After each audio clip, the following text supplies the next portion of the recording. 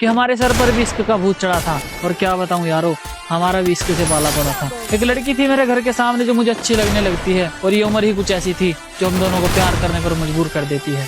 उसके साथ बिताए हुए पलों में मुझे जन्नत का एहसास होता था, और उसके घर वालों के चले जाने के बाद मैं उसकी गोद में सर रखकर चैन से सोता था। एक दिन उसके घर वालों को पता चल जाता है, वो हम दोनों को मिलते हुए देख लेते हैं, और अब उसके घर वाले उस पर पाबंदियां करनी शुरू कर देते हैं। अब हम दोनों को एक दूसरे की आदत सी हो जाती है, और मैं तो पहले ही पागल था, अब वो भी मेरे प्यार में पागल सी हो जाती है।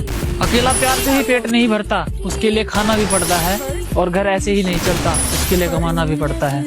अब घर वालों की जिम्मेदारी और उसके प्यार का बोझ उठाकर मैं कमाने निकल जाता हूँ। मैं जल्दी ही वापस आऊंगा, मेरा इंतजार करना, ये कहकर मैं बाहर आ जाता हूँ। उसे मेरी आदत थी तो वो मेरा इंतजार कैसे करती, और मैं उसकी मजबूरी समझता था। उसके पास तो फोन भी नहीं था, तो मुझसे बात कैसे करती। मेरा काम में मन नहीं लगता, अब मैं घर जाने की ठान लेता हूँ, और उसके पास जाकर लिपट लिपट कर रहूंगा। मैं उसके पास जाने की ठान लेता हूँ। घर आते ही छत पर चढ़ जाता हूँ, और वो मुझे नजर आती है। उसके हाव भाव कुछ ठीक नहीं थे, वो मुझे थोड़ी बदली बदली सी नजर आती है। जहाँ कभी मैं हुआ करता था, अब मेरी जगह कोई और आ जाता है, और जो कभी मुझसे प्यार किया करती थी, अब उसे किसी और से प्यार हो जाता है। जिसके साथ दिन रात मुलाकात हुआ करती थी, वो मुझे याद तक नहीं करती, और मैं उसके सामने हाथ जोड़ जोड़ कर रोता हूँ, और वो बेवफा मुझसे बात तक नहीं करती।